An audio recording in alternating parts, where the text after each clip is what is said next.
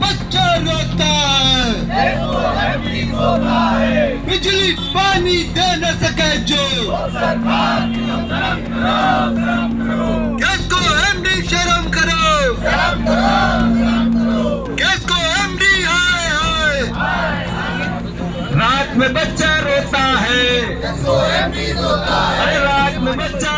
Samajwadi party Uttar Pradesh में सबसे बड़ी विपक्ष की पार्टी है और विपक्षी पार्टी का मुख्य कार्य होता है जनता से जुड़े मुद्दे जिन पर सरकार का ध्यान आकर्षित करना जरूरी है, उनको पुरजोर तरीके से उठाना। इसी क्रम में आज कानपुर महानगर में समाजवादी पार्टी के विधायक अमिताभ बाजपेयी, इरफान सोलंकी, मोहम्मद हसन रूमी ने एकजुट होकर जनता से जुड़ी समस्याओं को उठाना शुरू कर दिया। अभी हाल ही में सपा विधायकों ने पेयजल समस्या को लेकर जल संस्थान कार्यालय का घेराव किया था और अब पड़ रही भीषण गर्मी में की जा रही लगातार अघोषित बिजली कटौती को लेकर किस्को मुख्यालय पर सपा विधायकों ने धरना प्रदर्शन कर योगी सरकार का ध्यान आकर्षित करने का प्रयत्न किया। इस दौरान अमिताभ बाजपेयी और इरफान सोलंकी ने केंद्र और प्रदेश सरकार पर हमला किया है। धरने पे बैठे हैं और बिजली को धरने पे लेकर बैठे हैं, आखिर क्या समस्या है और किस धरने पे?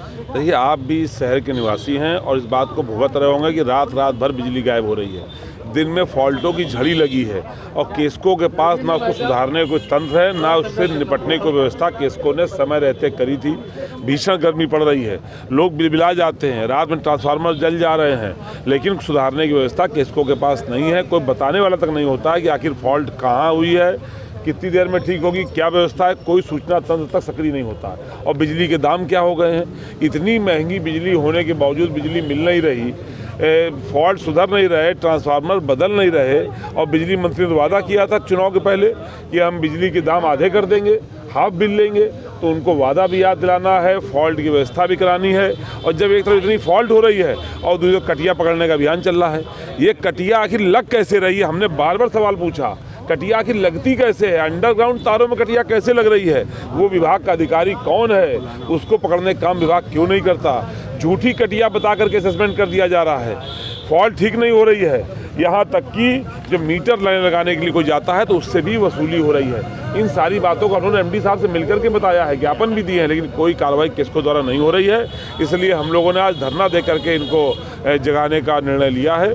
अगर किसको फिर भी नहीं चेता, जनता की समस्याओं पर ध्यान नहीं दिया, तो हम लोग आगे और बड़ा आंदोलन करने के लिए बाध्य होंगे। क्या लगता है कि जितनी बिजली उत्तर प्रदेश या कानपुर को मिलनी चाहिए, क्या उतनी बिजली नहीं मिल रही? पिछले 5 साल में इस सरकार ने खोखले वादे करने के अलावा ठोस काम नहीं किया। कोई 5 साल में नए कारखाने का शिलान्यास उद्घाटन किया तो बता दीजिए। जो समाजवादी सरकार में कारखाने लगाए गए थे उनको भी लोग ठीक से चालू नहीं कर पाए, आज भी काम चल रहा है।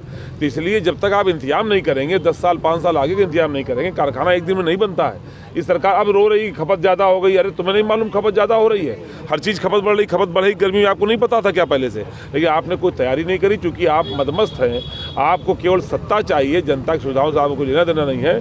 इसलिए ये सरकार हर मोर्चे पर, खास तौर पर जनता से जुड़ी हुई आम समस्याएं बिजली पानी जैसी हैं, उन पर पूरी तरीके से फेल साबित हो रही है। जी, क्या लगता है धरने से बिजली की समस्या सही हो जाएगी? हो ना हो, क्या समस्या का उपाय करना अधिकारियों का काम है, लेकिन अधिकारियों को जगाए रखना हमारा काम है। जनता ने हम पे भरोसा दिया है और हमें संघर्ष का जनादेश दिया है, तो हम अपना कर्तव्य का पालन कर रहे हैं। कम से कम जनता में जब कोई पूछेगा बिजली नहीं आ रही, तो ये तो नहीं कह पाएगा कि विपक्ष के विधायक भी सो रहे थे। हम सो नहीं रहे, हम जनता के लिए इस कड़ी धूप में धरने पर बैठे हैं, अपनी आवाज़ को बुलंद कर रहे हैं। जनता को भी जानना चाहिए, उन्होंने जिस सरकार को चुना है वो सरकार आपकी तो आपकी जनप्रतिनिधियों तक की आवाज़ को सुनने को तैयार नहीं है। अगर आपको हमारा वीडियो पसंद आया हो तो इसे लाइक करें, सब्सक्राइब करें और साथ ही बेल आइकन दबाना ना भूलें।